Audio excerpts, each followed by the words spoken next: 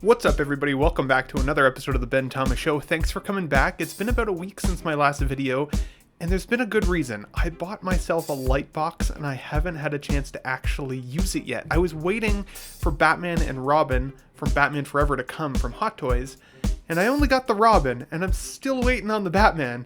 So, to heck with it. Today, the video is going to be on the Robin. I'm going to do my next video, obviously, on the Batman when I get it sometime in the next 10 days, according to Sideshow.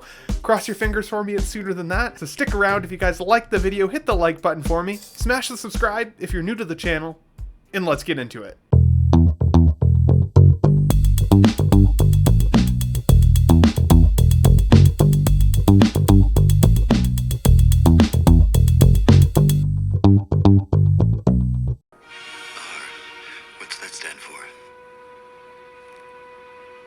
Robin.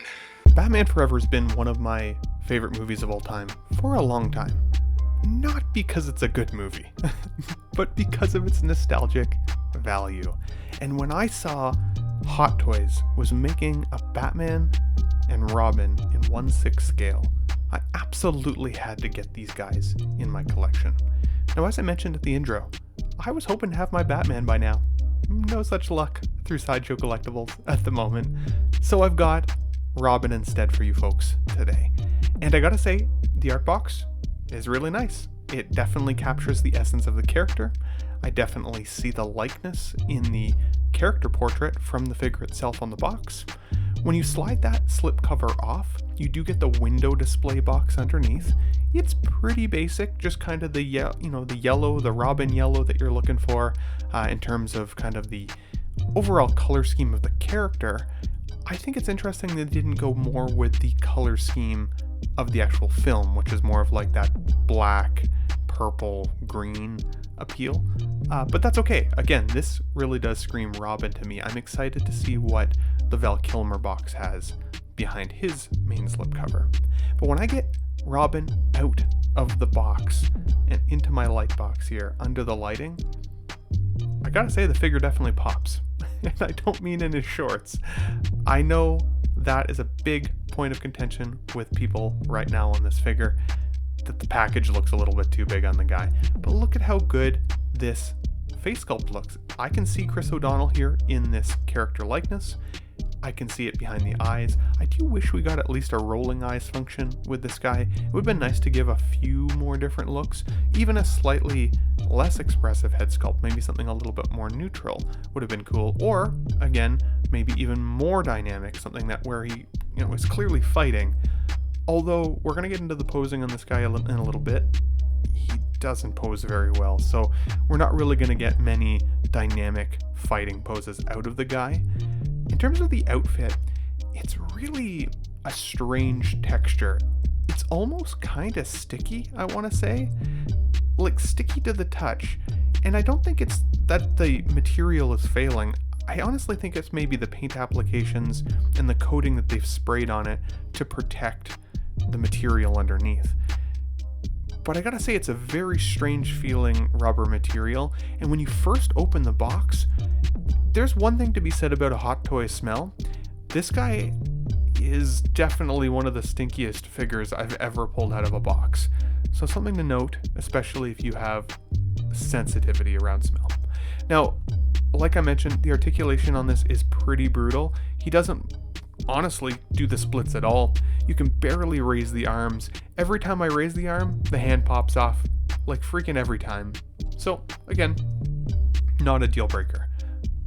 But if you are somebody who likes to pose your figures, this is definitely not the figure for you. I thought that people were exaggerating a little bit when they said, oh, this figure can't pose. Yeah, it's not because you're worried about even damaging the figure. You literally can't pose it. You can't raise the legs, you can't bend the knees, like you can't even put him in a walking pose. This is very much he's going to stand there and look badass. And in that, I think he does that in spades. Now, the color scheme is something that grinds my gears slightly when it comes to this particular figure release. The red, in my opinion, is too bright.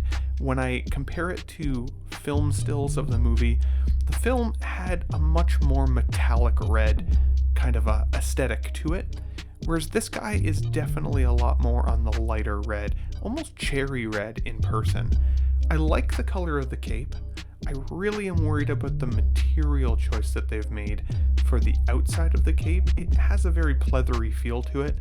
I'm definitely worried about degradation on that over time. They do give you a light wire in the bottom of the cape.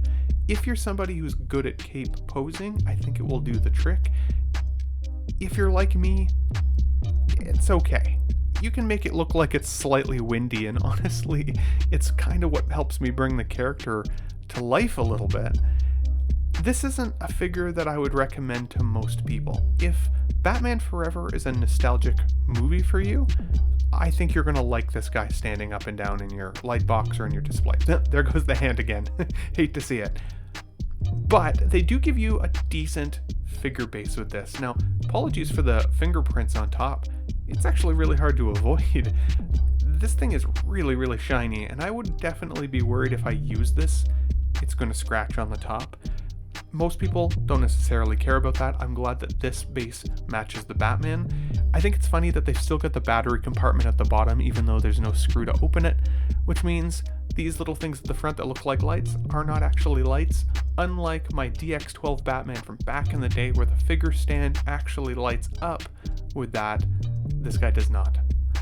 Now, the accessories are really light on this. I didn't do my homework, to be honest, because I thought the guy would come at least with some batarangs or a grappling gun or like anything Batman and Robin related, but he really doesn't. Like, he comes with these couple of hands, but even the hands are a little confusing because he's got some grip hands with nothing to hold on to, and he's got a wide open palm hand, which I guess, like, if you put him in a pose like this, you can see kind of a subtle, like, getting ready to fight pose.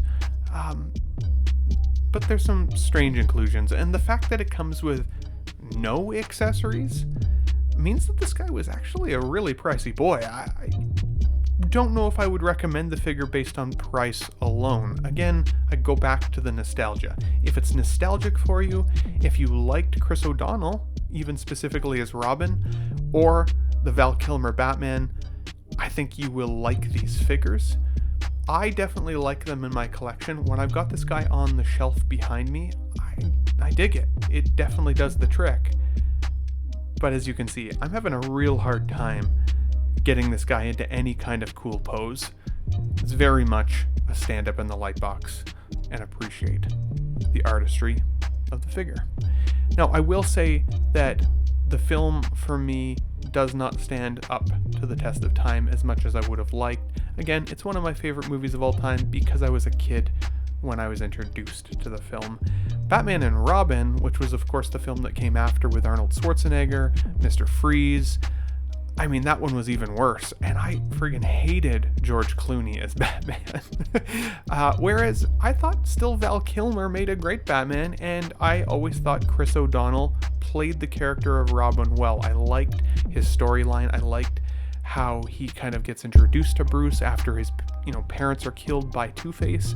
There were some great emotional beats to that film, despite some of its corniness. Did I always think I was going to have a Chris O'Donnell in my collection? No, not really. If I wasn't going to get the Batman in hand, I wouldn't have got this figure by himself. This is a companion piece for me in my collection. And normally I don't collect just companion pieces. But I think from that film alone, having a Batman and Robin is pretty freaking cool. But I'd love to hear from you guys in the chat below. Do you have these figures in hand? What are your thoughts on them? Are yours subtly like a sticky texture, or were they really stinky when you open them out of the box? I'd like to hear from you because I want to make sure there's nothing defective with my copy here as well. And I'm going to do a video on the Batman when I get him here, hopefully in the next 10 days. But if you guys like the video, hit the like button, smash the subscribe. I think I'm only 50 subscribers away from 1,000, and I definitely appreciate you guys and the support you've given us at the Ben Thomas Show over time. I definitely appreciate it. But again, hit the like button, smash the subscribe if you're new to the channel, and I'll catch you on the next figure review. Thanks for watching, everybody. So today, we're going to just be unboxing blah, blah, blah, blah.